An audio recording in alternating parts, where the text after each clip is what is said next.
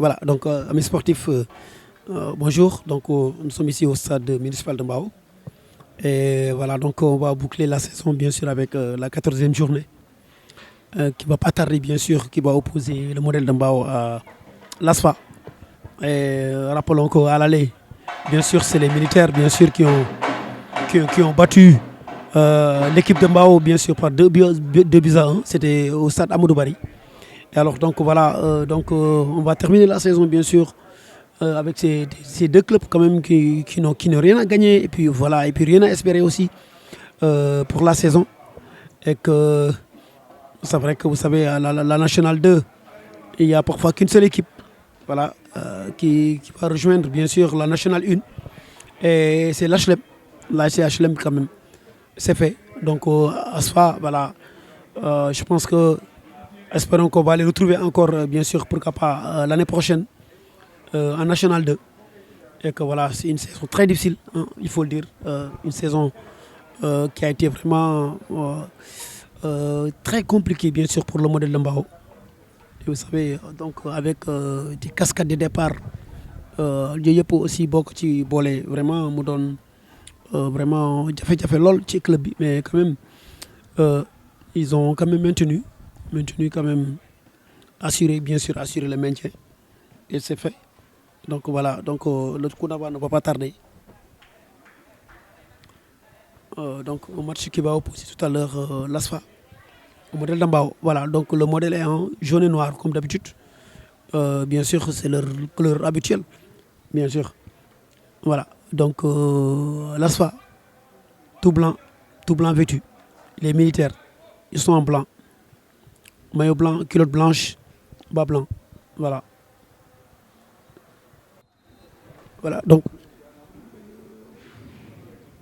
Voilà, donc c'est parti, amis sportifs, ici au stade municipal de Mbao. Et très rapidement, donc, je vous disais tantôt que voilà, le modèle évolue en jaune et noir comme d'habitude. Donc à la défense, bien sûr, au gardien, le portier, on a déjà Tony qui va assurer comme la fois dernière.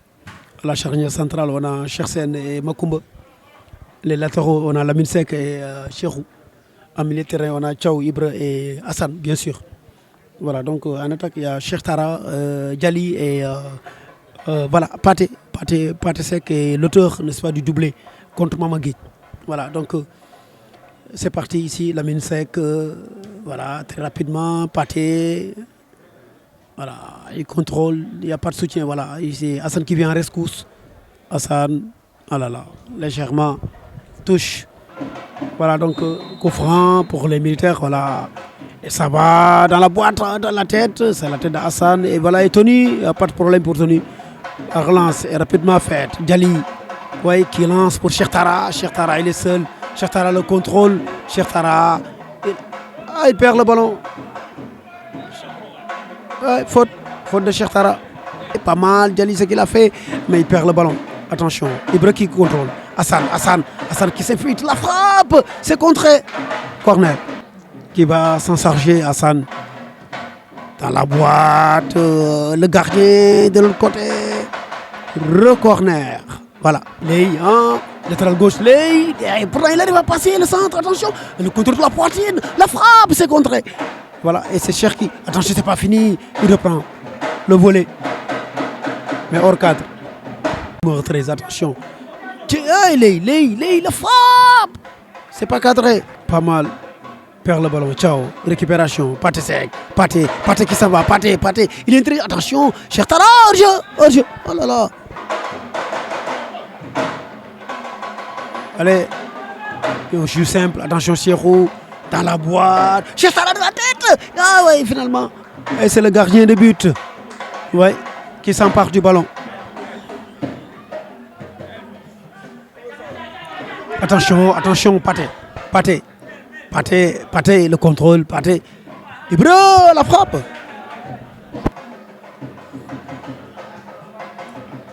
Une saison très moyenne. Attention, ballon perdu encore.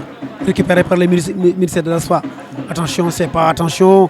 Ça va, attention dans les 18 mètres. La tête. Et but. Oh, but. Et puis voilà, l'ouverture du score. Ah voilà. Au moment où vraiment le modèle de Mbao, on ne les sentait pas le modèle jouer. On ne les sentait pas du moins. Il y avait trop de pertes de balles du côté des Hébreux et aussi du côté de Chersen. Voilà. Et c'est les militaires qui ouvrent le score. Voilà, à la 23e minute. Voilà, voilà.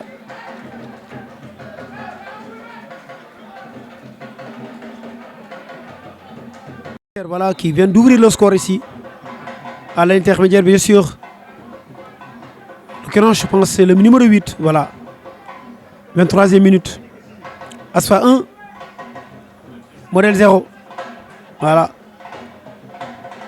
Et le modèle qui encaisse un but.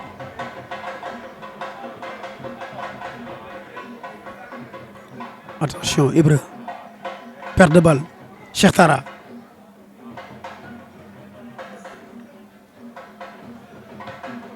Mais Makumba. Makumba, attention. Makumba.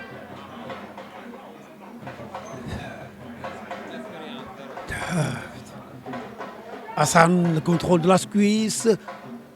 La balle n'est pas sortie. Attention. Contrôle de Tchao. Qu'est-ce qu'il faut faire? Il se complique la situation parfois. Attention. La boîte. Chertara le contrôle. Hébreu qui va essayer de donner à Pathé. Ouais, c'est le défenseur qui centre. Attention. Il est dangereux. Il est dangereux. Il est dangereux. Le numéro 5. Il est dangereux. C'est un gaucher. Il est très fort. Il est très fort. Attention. Voilà, il efface 2, 3. Voilà, l'adversaire, attention, jusqu'à présent il ne perd pas le ballon, il n'y a pas d'orgeau, attention, on le reçoit, la frappe, c'est pas cadré. Heure de jeu. Chertara, il n'est pas en hors jeu, Chertara qui s'en fout, attention, ne s'en montre pas, t'es sec. Oh là là, ouais. Qu'est-ce qu'il joue comme ça?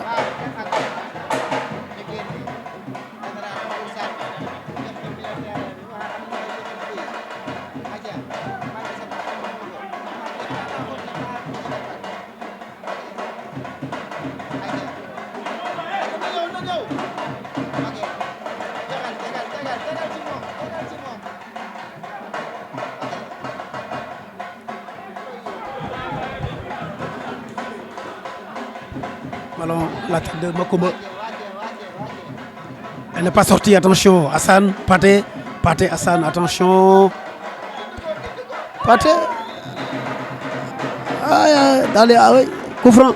Et c'est pas possible. Allez, Hébreu. Oui, qui obtient un coup franc, bien sûr. Hassan, la tête. Attention, Hébreu. Hors-jeu. Hors-jeu. Attention. Dans le rond central, Lei. Pour le numéro 5, ça joue bien. Du côté de l'Asfa, attention. Ils sont nombreux dans la surface de réparation. Tony au deuxième. Oh là qui manque. Oh là là, c'est le but. Encore. But. Voilà, donc but. Oh, quelle sortie hasardeuse de Tony. 43e minute encore. Oh là là. Ah, ils sont bien partis pour nous crucifier aujourd'hui ce soir.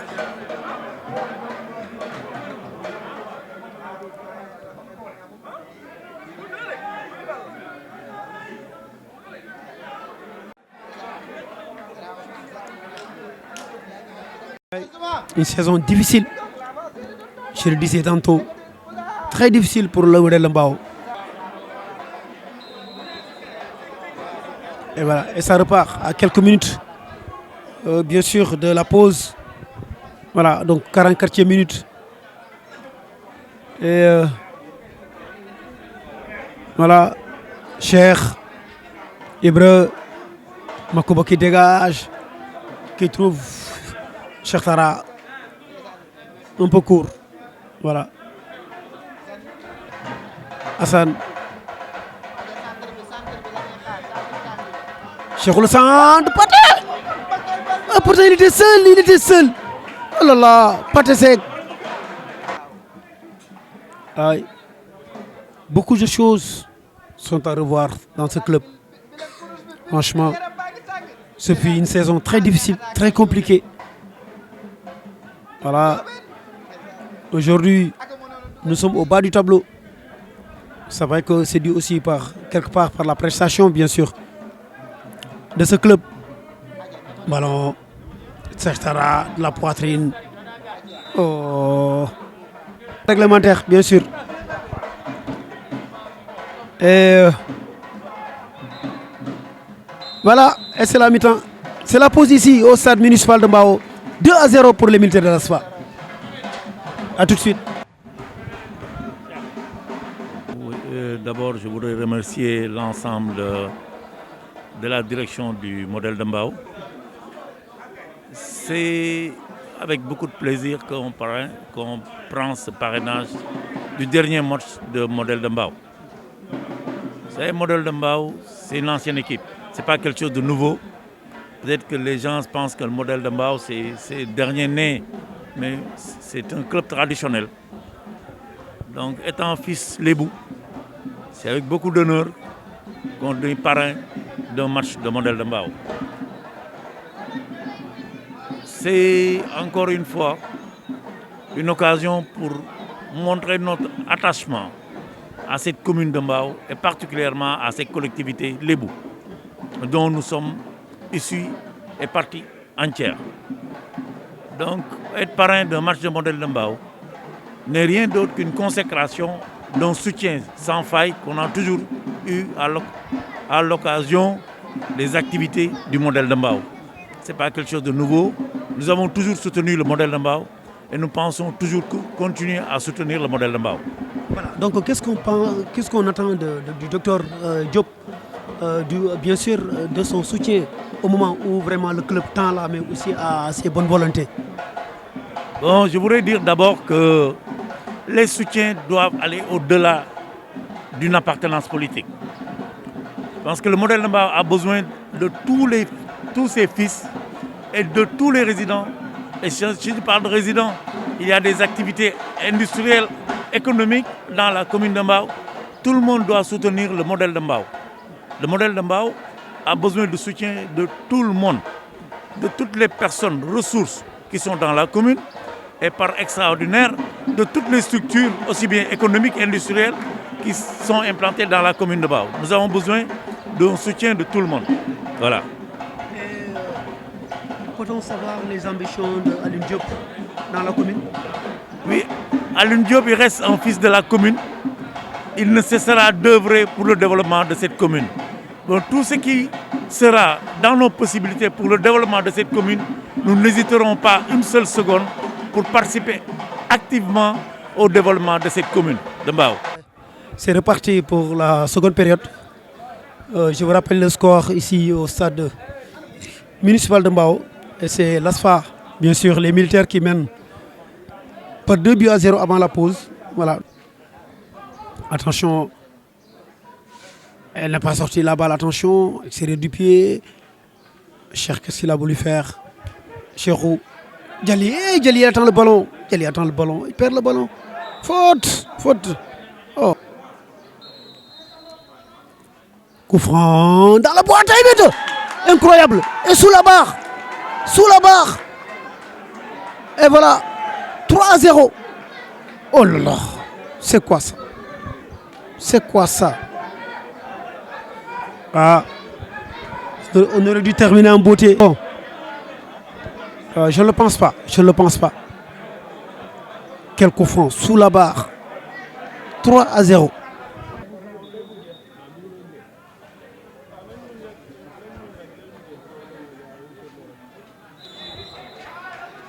Voilà, c'est comme si ils se contentaient simplement de leur maintien. Ouais. On ne les sent pas jouer. On ne les sent pas faire le jeu. Il y a eu de gros scores cette année aussi. Face au HLM, c'était au stade Alassane Djigo, 3-0. On a aussi été ici humilié par l'Avenir de Dakar, 5-2. Et voilà, aujourd'hui, on est en train aussi de prendre vraiment de l'eau. Lamine Seck, la frappe. Qu'est-ce qu'ils voulaient faire? Les militaires, attention. Le crochet.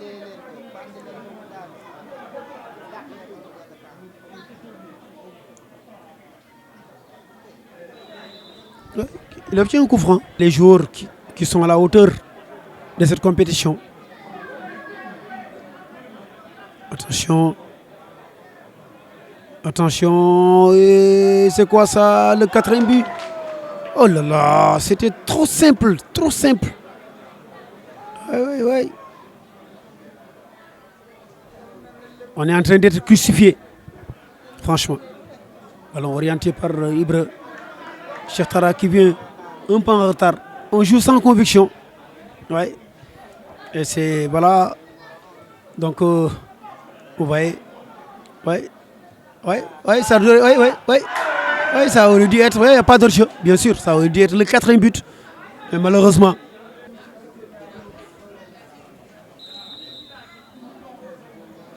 Et c'est Ley qui s'en charge dans la boîte. Au deuxième poteau, la tête, attention, il a failli marquer contre son camp. Corner. Beaucoup de monde. Ouais. Tout ce monde qui sont venus vraiment regarder le modèle joué.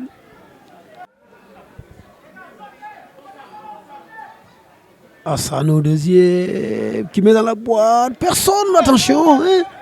Il n'y avait personne. Oh. À la réception, bien sûr. Ley.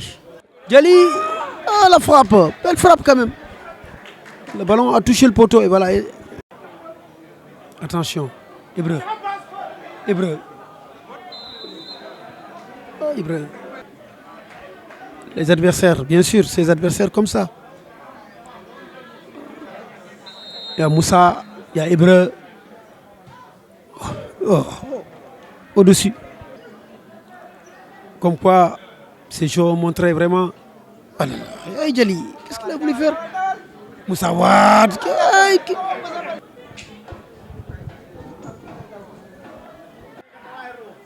Coup franc, attention. C'est joué par Assa, la tête de Ibra. Attention. Ibra. Attention. Oh là là. Ah, Ibra qui obtient, oui. Un coup franc. On joue la 83e minute. Et que voilà, coup franc tiré par Assa. Le cadre, non, au-dessus de la transversale.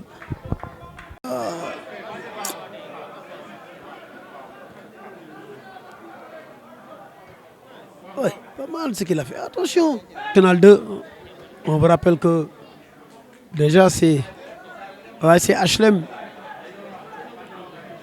qui est champion. Alors attention, regarde, il prend tout le monde bien. Mokumba, c'est pas possible. Il passe le gardien. Oh là là, il manque le cadre. C'est incroyable. On n'a pas connu une telle prestation de. Attention, Ibra. Ibra, Moussawad, Robertson. Djali, c'est pas possible. Incroyable. Ibra qui prolonge pour Hassan à l'entrée. Hassan. Oh là là, non. Ah, il a tout de même tenté, le numéro 8. Et c'est les videurs qui sont venus battre ici, bien sûr. Le modèle de Mbao. 3-0. Un score lourd. Bien sûr, pour boucler la saison. La 14e journée. Voilà. Et voilà, c'est fini ici au stade municipal de Mbao. Entre le modèle de Mbao et l'ASFA. Et 3-0 pour les militaires. Voilà. À l'aller, c'est les militaires aussi qui l'avaient remporté par 2-1. Et voilà. C'est comme quoi que la 14e journée, c'est fini ici. C'est fini pour la saison 2021. Voilà, merci.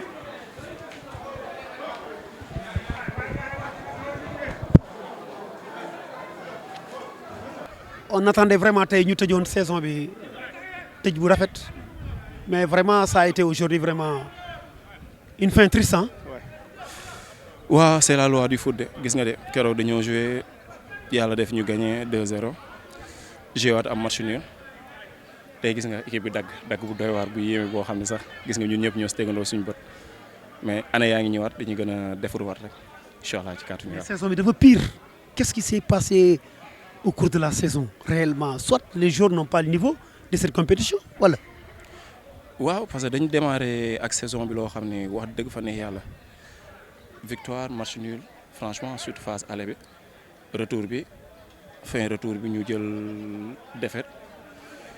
Teglewaat yeneen ñett défaite yu doy waar yu yéeme ñu liggéeyaat di liggéey di liggéey ba ñu ko gisandoo daal franchement bilaay doy na war daal doy na war trop. mais lu ci gën a kii rek mooy maintien bi quand même. maintien moo ci ëpp solo franchement comme que nee nañu équipe bi am na foo xam ne toll na fi ba fii nii maintien moo ci ëpp solo di xaaraat année prochaine incha allah rabbi li nga xam ne mooy faay ñu gën ko liggéeyee gën a jàppaat yéegalaat liggéey bi incha allah rabbi am nañ yaakaar bi te am nañ gëm-gëm bi. te mën nañ compter ci Cheikh pour l'année prochaine. incha allah ci kàttanu yàlla. waaw ok bon en fait club bi d'ailleurs dañuy sant yàlla d'abord parce que ku yàgg suivre équipe bi yàgg xam na ne Modèle de Mbao yàgg na division régionale te division régionale nekk na benn pétrin boo xamante ni képp ku fa génn rek da nga war a sant yàlla et puis dañu war a maintenir équipe bi au niveau national 2 bu ñu ko maintenir après yeeg bon je pense que ça c'est pas un problème parce que Covid bi fi jaar et puis ak genre en malentendu yi fi jot a am noonu laa ko mën a tuddee malentendu donc c'est le moment comme équipe bi def nañ le tout ba mu nekk maintien ce qui a été difficile ce qui n'était pas évident donc c'est le moment de fédérer toute la commune ñu nekk autour de l'équipe pour mën a jàppale équipe bi au moins ne serait-ce que mu yéeg national 1 parce que vraiment boo xoolee conditions yi ñu nekk avec ce bijou là on doit en profiter pour mën a yéegal équipe bi te Mbao nekk na équipe boo xamante dëkk boo xamante ni dañoo bëgg a football lépp loo woote ci wàllu football dañ siy jàpp donc au moins ñu étendre les tentacules rek au niveau de toute la commune mu bañ a nekk Mbao rek ñëpp indi si leur plus pour équipe bi mën a yéeg quoi. palier bi waaw man moom li ma gis moom c'est que dëgg la ren wute na ak daaw mais football tamit moo demee noonu. gis nañ li nga xamante ni moo fi jotoon a am diggante bi changement bi fi am daaw ak ren fa dëgg yàlla kenn rafetlu ko rawatina man xam nga bu ma sañoon li fi newoon daaw du mën a daaw ak daaw géej ñu nekkoon fi ba def résultat yi nga xamante ni moom lañ def ma sañoon ñu waxtaanaat booloo pour intérêt Mbao pour intérêt équipe bi ba ñu mën a jël équipe bi delloo ko fi nga xamante ni fa la newoon daaw ak daaw géej. waaw boobaa moom gëm naa ne mën nañ def résultat yu baax a baax. sama dret bi boo ko bënnee zone noire moo si toog. mais ren jii nu mu demee nii. problème mu dirigeant la nam dañu am dirigeant yoo xam ne ni xamuñu dara ba pare di siis nit ñi xam ne ñoo war a jàpp ñu di leen siis ñun dañ amoon ñaata at a ngi nii ñaata at mosuñoo tegle ñaari défaite yéen bu fekkee yéen dañu ngeen suivre modèle xam ngeen. tegle nañu 5 défaites. waaye est-ce que ça matul 6. 5 waaw. musuñu tegle ñaari défaite. waaye 6 défaites lañu am ci saison bi. waaw moom laa lay wax dama la mu ñun musuñu tegle ñaari défaite bu nu musoon am benn match nul nii daf nuy metti léegi yoroon équipe boobu nga fexe ba équipe boobu dem coach bi fi newoon nga fexe ba mu dem ñuy wax ne coach bi dafa feebar coach bi dara jotu ko coach bi dafa am raison yu taxoon mu wax ni leen lii bu taxee nekkee ma nekk fi bu fi nekkul ma dem toog ñoom wax nañ leen ko xam nañ ko ñoom ne dañoo ñëw ndax nit ñi population bi ni leen coach bi dafa feebar moo tax mu bàyyi demeewul noonu. ñoom nan def AG ñoom ñu jóge fi ñeneen ñëw. loolu mooy sa gis-gis. waaw ndax randatu bu amul rek kenn du defar il faut ñeneen ñi di dem ñeneen ñëw bu ko defee ñii ñëw bu ñu xam ne bu ñu defarul ñu xam ne dañ leen di dàq ñeneen ñëwaat. politique bi am na si xam lan moo tax mu am si ndax ñun daaw Abdou Karim Sall may nañu ay millions daaw géej may nañu ay millions ren président taxaw publiquement wax ni Abdou Karim Sall def fi dara loolu politique la ndax ñeneen ñoo ñëw man faruma fenn man moom waa kër Abdou Karim Sall laa gën a contre mais li mu defal équipe bi à part coach bi fi jóge amul kenn ko fi def ñëpp tout maire ñëpp te ren maire ci ñoom li ñu wax nee nañ maire benn 500,000 la fi joxe te da ko doon dagg-daggee ñoom ñoo ko wax ñun nag war na noo dépassé ngir yàlla wa Rasulullaay ñoom nan bàyyi équipe bi ñeneen ñëw. di nuyu waa Mbao ñëpp di leen xamal ne vraiment ñu ngi gërëm ñëpp di sant ñëpp Modèle de Mbao joué na saison bi difficile parce que amoon nañu ambition club bi yeeg mais quand même guéguerre yi amoon autour de l'équipe moo ñu téye si lu bari mais loolu lépp dañ si sant yàlla dès l'instant que équipe bi maintenir nañ ko wàcciwul donc ñu ngi si remercier la direction technique les joueurs vraiment si effort yi ñu def yëpp ba mën na maintenir équipe bi fi mu nekk. alors c'est vrai vous avez fait 3 années ngeen def ci bopp Modèle de Mbao c'est vrai que xam naa bii mooy saison bu gën a difficile que c'est vrai que ak départ yi li nga xamante ne côté joueur côté entraîneur vraiment qu'est-ce qui s'est réellement passé au courant de la saison. waaw lii am ci saison bi mooy déjà dañu am une démission collective de tous les entraîneurs donc loolu dafa nekk benn saignée au niveau de l'équipe. Le coach principal Djigo que je remercie au passage dafa amee woon arrêt médical donc mu demande à ce que ñu décharger ko après ñu wut beneen coach Mayoro mais Mayoro bi mu ñëwee aussi mu ngi doon def liggéey bu am solo mais dañu gis ne on est en africain équipe bi def na benn parcours sans défaite ci phase aller bi ba dernier match mu jël défaite et puis ñu constaté que ne mënatuñu am victoire donc ñu ne léegi nag nañu xoolaat lan moo indi loolu lépp mais ñun ay croyants lañu lu yàlla def dañu nangu ne yàlla moo ko def duñu ne doomu aadama moo ko def bon defaruwaat ba yàlla def ñu maintenir équipe bi ci saison bi. bi ci des mooy 90% ossature équipe bi ñoom ñëpp aussi dañ leen demandé woon à ce que ñu dem feneen parce que modèle de Mbao du compétir amuñu xaalis parce que bon dirigeants yi fi nekk amuñu benn taxawaay pour loolu mais yàlla suturaal nañu. Vraiment ak les relations yi ñu am ak suñuy partenaires vraiment li ñu def ci saison bi modèle de Mbao des modèles de Mbao ba léegi mosuñu ko def ci saison mais nag yàlla mooy joxe ndam bon ñu sante ko yàlla autorités yi ci waroon jàpp aussi amul benn autorité bu ci jàpp donc ça aussi bon loolu dañ koy wax parce que buñ ne amuñu benn autorité bu ci jàpp bon équipe bi dafa doon am ñu ko daan soutenir financièrement mais saison bi gisuñu seen taxawaay ci équipe bi loolu aussi mu nekk loo xamante ne vraiment lu ñu sonaloon la mais quand même am na ay doomu Mbao yu taxaw pour jàppale club bi ba vraiment football nañ saison bi ba mu jeex amaluñu kenn bor voilà. c'est vrai ndam bi mooy pratiquement maintien bi comme wax nga ko c'est vrai est-ce que autorités yi aussi xaaruñu woon enfin dañ doon toog xaar peut-être que yéen ngeen def déplacement dem peut-être contacter leen comme quoi que club baa ngi nii est-ce que loolu ça a été fait. waaw mais autorités yi fi nekk yëpp à commencer par le maire dem nañu seeti ko. Bon, financièrement soutenir nañu sur 2-3 matchs mais après Covid bi ñëw moom aussi il était un peu malade foofu la ñu mën a yem ci moom quoi mais ñeneen ñi bon muy le ministre Abdou Karim Sall bon essayé nañu ko rencontrer à maintes reprises bon ça n'a pas abouti et que phrase bi ma waxoon que Mbao jugera ñoom dañ ko jël comme politique bon di saaga nit ñi di attaquer nit ñi mais li may wax mooy Mbao bu amee dara doomu Mbao moo ci war a jàpp.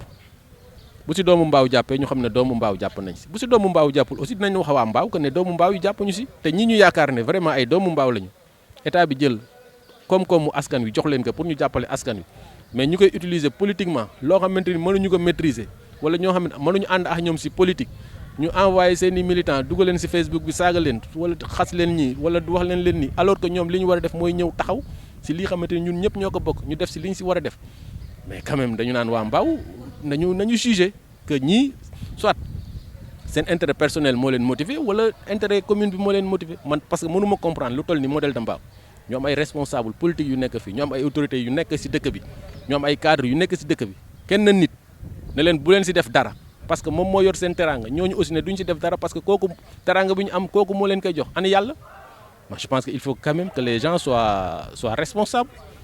alors donc ce mandat bi des na benn at n'est-ce pas wala dañuy dem assemblée ndax def nga 3 ans wala. waaw mandat bi des na benn at donc dañuy continuer nekk ci liggéey bi mais dinañ def assemblée générale pour def le bilan de la saison wax waa Mbao ñan ñoo dugal seen dërëm ci club bi ak ñan ñoo ci dugalul seen club ci dërëm bi ci club bi léegi nag li ci des bon après Mbao ñoom ñooy xam nan la ñu tojee seen boppu jana mais quand même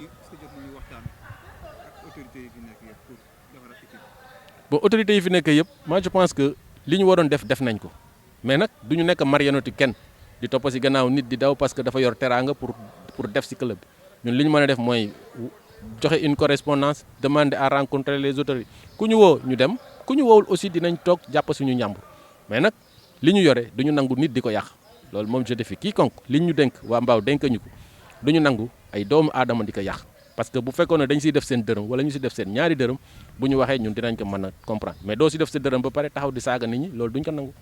alors donc bu fekkente ne yàlla def na la nga dekkaat ci bopp équipe bi alors ban appel ngay lancé lan nga fas yéene encore déwén yóbbu foo yóbbu équipe exactement. bon équipe bi fi ñu koy yóbbu déwén xam nga équipe boo xamante ne dafa nekkoon crise pendant une année ba ñu defaraat ba maintenir équipe bi li ñu mën a def mooy déjà am nañu ay propositions d'orientation ak ay propositions d'une feuille de route pour l'année prochaine mais loolu dañ koy génn ñu waxtaan si doomu Mbao yi bëgg ñi nga xam ne bëgg nañu dinañ leen si woo ñi bëggul aussi dinañ leen bàyyi fi ñu nekk mais quand même bu ñu la wooyee si lii nga bokk nga ñëw baax na boo ñëwul nag mais nga bàyyi nit ñi ñu nekk si li ñu nekk mais nga ñaanal leen mais moo gën ngay def di sànni xeer wala def loo xamante ne vraiment day naxasal sport Mbao parce que sport bi bu dundee Mbao la dundalul président bi parce que modèle santul Dieng santul Ndoye santul Seck modèle de Mbao la ñu wax ku dëkk Mbao si nga bokk maintenant nan nga si bokkee da ngay ñëw à un respect am discipline de groupe nga xam ne groupe bi kat nii lay tëddee kilifa gi mooy telle personne dañ koy jox cër jox ko respect ku ko mën baax na ku ko mënul nag bon après ñun dinañ jël suñuy matukaay jël suñuy disposition